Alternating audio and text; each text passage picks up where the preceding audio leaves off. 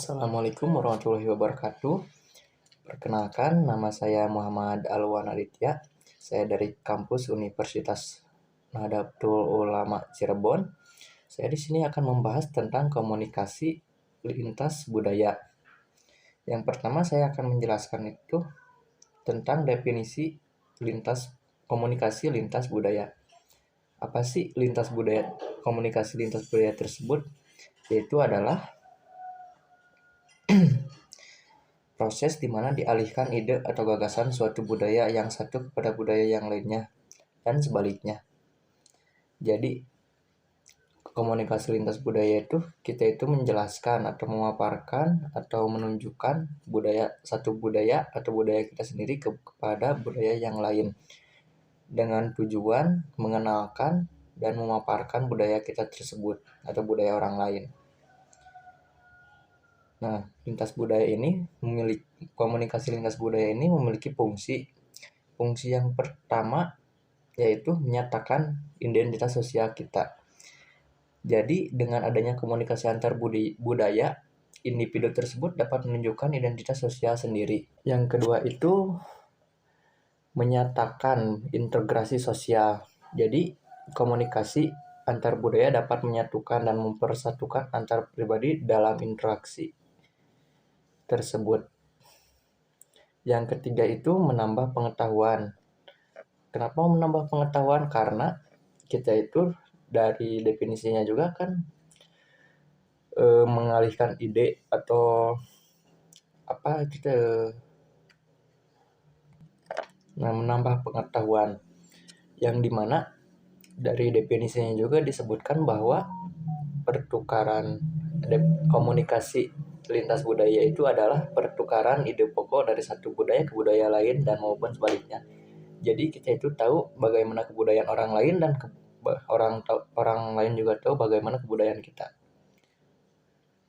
Yang keempat itu ada hubungan interaksi. Nah, selain itu komunikasi antar budaya juga dapat menciptakan hubungan yang komplementer serta hubungan yang selaras. Jadi di sini hubungan interaksi itu maksudnya apa? Maksudnya kalau misalkan kita itu pergi ke daerah lain yang mempunyai budaya yang beda, itu kita itu akan berinteraksi dengan budaya tersebut. Karena apa? Karena kita akan tinggal di budaya tersebut sementara waktu, maupun itu dalam hal pekerjaan ataupun bisnis. Dalam komunikasi antar budaya pun juga terdapat fungsi sosial. Di antaranya yaitu yang pertama adalah pengawasan. Pengawasan di sini pada umumnya kegiatan komunikasi antar budaya terjadi ketika komunikator dan komunikan yang berbeda kebudayaan. Fungsi ini lebih banyak digunakan oleh media massa. Yang kedua itu penghubung. Penghubung ini komunikasi antar budaya ini dapat juga dijadikan sebagai jembatan bagi setiap individu yang memiliki kebudayaan yang berbeda. Biasanya beda individu atau lebih akan menyampaikan persepsi mereka yang berbeda-beda. Ya, kembali lagi kepada konsep manusia itu bahwa pemikiran setiap manusia itu berbeda-beda. Jadi kalau misalkan kita itu bergabung dengan orang-orang lain atau orang-orang yang berbeda, kita itu akan menukarkan pemahaman-pemahaman yang berbeda. Yang ketiga itu sosialisasi nilai. Di sini fungsi komunikasi antar budaya dapat memberikan ajaran dan perkenalan nilai-nilai dari satu kebudayaan suatu masyarakat lain. Yang ketiga itu menghibur. Dalam hiburan pun juga ada kegiatan komunikasi antar budaya. Hal ini dapat ditemukan seperti di saat menonton tarian, nyanyian, bahkan drama sekaligus. Nah, contohnya itu maksud menghibur itu seperti misalkan kebudayaan di Jawa Barat itu kan jaipong. Nah, jaipong itu kita itu bisa menyaksikan langsung atau menghibur kita semua dengan cara budaya tersebut, seperti kita menonton jaipong, wayang golek, dan apapun itu yang termasuk ke dalam kebudayaan. Ya, di sini saya akan memaparkan tentang manfaat komunikasi lintas budaya. Manfaatnya itu berbeda hanya dengan komunikasi antar budaya yang terletak pada pola hidup atau cara hidup seseorang yang berbeda. dan membuat kesalahpahaman antar individu ketika berkomunikasi, sehingga perlu adanya mempelajari komunikasi antar budaya ini. Karena dengan mempelajari komunikasi antar budaya ini akan mendapatkan manfaat dalam berkomunikasi ketika kita menemukan orang dengan pola hidup yang berbeda, agar tidak terjadi kesalahpahaman bahkan pertikaian ketika berkomunikasi dengan orang tersebut. Kemudian manfaat lain juga dapat dirasakan di saat kita sebagai orang ketiga yang melihat kedua orang sedang bertikai karena komunikasi mereka saling salah paham, maka di sanalah kita dapat menjadi jembatan di antara keduanya. Misalkan gini, kan ada satu individu dan individu lain itu sedang bertengkar, tapi bertengkar tersebut dengan cara bahasanya sendiri. Jadi di situ ada kesalahpahaman dalam bahasa. Nah, kita itu yang sudah tahu bahasa kedua orang tersebut, kita itu sebagai jembatan atau penghalang dari suatu perpecahan kelompok tersebut. Jadi kita itu harus ke tengah-tengah dan meluruskan apa itu permasalahannya yang dihadapi oleh individu tersebut. Nah, di sini saya akan menjelaskan tentang tujuan mempelajari komunikasi lintas budaya. Tujuan komunikasi antar budaya terjadi bertujuan untuk mengurangi tingkat ketidakpastian seperti hanya ketika ada dua individu yang sedang berkomunikasi, namun kedua individu tersebut menggunakan bahasa yang berbeda-beda karena kebudayaan berbeda. Sehingga komunikasi antar budaya inilah yang akan berperan sebagai alat untuk mengurangi tingkat ketidakpastian, logika maupun definisi dari topik yang sedang dibicarakan. Bahkan komunikasi antar budaya pun juga bertujuan sebagai alat efektivitas komunikasi. Agar informasi yang disampaikan itu dapat dimengerti secara efektif, maka diperlukan adanya komunikasi antar budaya. Ya, sama halnya kayak seperti kasus yang tadi saya jelaskan dalam manfaat komunikasi lintas budaya. Seperti itu. Terus di sini saya akan menjelaskan alasan mempelajari komunikasi lintas budaya. Apa sih alasan kenapa kita harus mempelajari komunikasi lintas budaya? Komunikasi lintas budaya adalah salah satu pelajaran yang sangat penting bagi seorang, karena jika komunikasi seorang kurang, maka bagaimana seorang bisa mengetahui cara berinteraksi dengan orang lain, bagaimana kebudayaan mereka dan adat istiadat mereka, dan seorang juga dapat belajar bagaimana interaksi atau berkomunikasi dengan orang lain ini lebih baik. Mengingat kembali eksistensi komunikasi manusia, itu proses dinamika, komunikasi itu simbol. Komunikasi juga bagian alasan mempelajari komunikasi lintas budaya menurut Litpin. Litpin menjelaskan bahwa dunia sedang menyusut dan kapasitas untuk memahami keanekaragaman sangat diperlukan. Nah, menurut Litpin di sini dijelaskan bahwa di sini dalam dunia ini, bumi ini semakin banyak orang-orang dan semakin banyak juga kebudayaan-budayaan. Bahkan tidak jauh pula budaya tersebut kita itu jauh dari budaya lain, bahkan saling berdekatan sekarang. Nah, alasan kita mempelajari komunikasi lintas budaya ini adalah agar kita tidak salah paham atau kita mengerti budaya-budaya lain. Karena pada dasarnya menurut itu dunia itu akan semakin sempit oleh orang-orang. Mungkin seperti itu ya menurut Lipik. Lalu saya akan menjelaskan tentang perbedaan komunikasi lintas budaya dengan komunikasi antar budaya, komunikasi transbudaya, dan komunikasi internasional.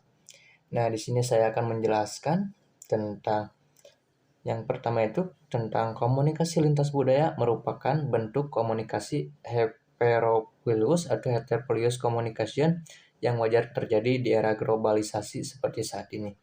Komunikasi heterophilus merupakan proses komunikasi yang terjadi di antara individu-individu yang memiliki perbedaan satu sama lain. Yang kedua itu adalah komunikasi antar budaya. Komunikasi antar budaya merupakan kajian komunikasi yang berfokus pada praktik komunikasi interpersonal yang terjadi di antara individu-individu yang memiliki perbedaan latar belakang kultural atau perbedaan etnik. Terus ada komunikasi transbudaya. Komunikasi transbudaya itu tidak hanya mengkaji manusia dengan manusia yang lainnya, melainkan dengan lingkungannya yang dalam artinya memiliki makna yang sama untuk bisa diterapkan. Terus yang selanjutnya ada komunikasi internasional, merupakan komunikasi yang dilakukan oleh pelaku komunikasi sebagai wakil dari negaranya dalam menyampaikan pesan dan informasi yang tentunya berkaitan dengan kepentingan negaranya kepada wakil dari negara lain. Lalu di sini saya akan menjelaskan tentang memahami perbedaan-perbedaan budaya. Yang pertama itu ada dari karakteristik budaya. Karakteristik budaya itu ada dua. Yang pertama komunikasi dan bahasa, ya, dan juga pakaian dan penampilan. Komunikasi dan bahasa ini berbeda-beda ya dari setiap budaya itu. Karena setiap budaya itu memiliki ciri khas tersendiri dan bahasa-bahasa tersendiri dalam komunikasi sehari-harinya. Yang kedua itu dari pakaian dan penampilannya. Nah, dari pakaiannya juga ada ciri khasnya, seperti orang-orang Baduy dalam itu memiliki ciri khas pakaian yang berwarna hitam. Terus ada juga orang-orang Baduy luar yang memakai pakaian-pakaian yang berwarna putih. Yang kedua itu ada pendekatan sistem terhadap budaya. Pendekatan sistem terhadap budaya ini seperti sistem kekeluargaan. Nah, yang selanjutnya yaitu pendekatan sistem terhadap budaya. Pendekatan sistem terhadap budaya ini ya dikelompokkan menjadi sistem kekeluargaan. Yang selanjutnya adalah ciri khasnya. Ciri khasnya itu diambil dari ciri khas tradisi dan ciri khas kesenian. Yang kelima, pentingnya pemahaman lintas budaya. Apakah sangat penting sih memahami komunikasi lintas budaya tersebut?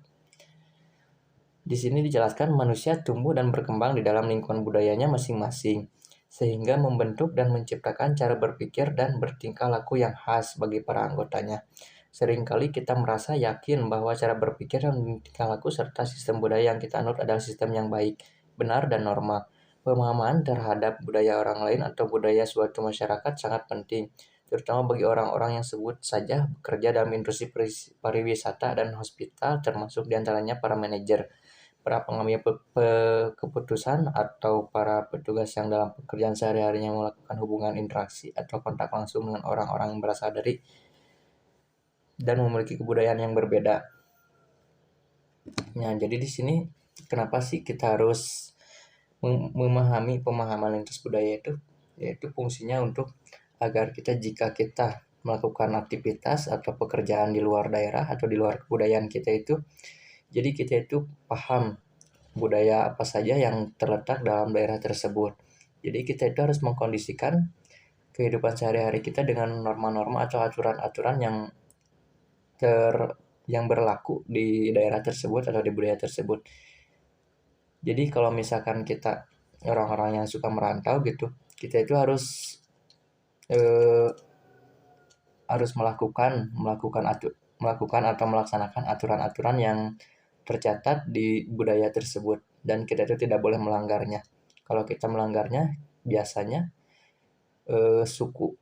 ketua suku itu akan memberikan hukuman kepada kita. Tergantung hukuman itu seperti apa dan bagaimana, itu tergantung keputusan dia atau tergantung aturan-aturan yang berlaku dalam budaya tersebut. Nah, segitu saja yang dapat saya sampaikan.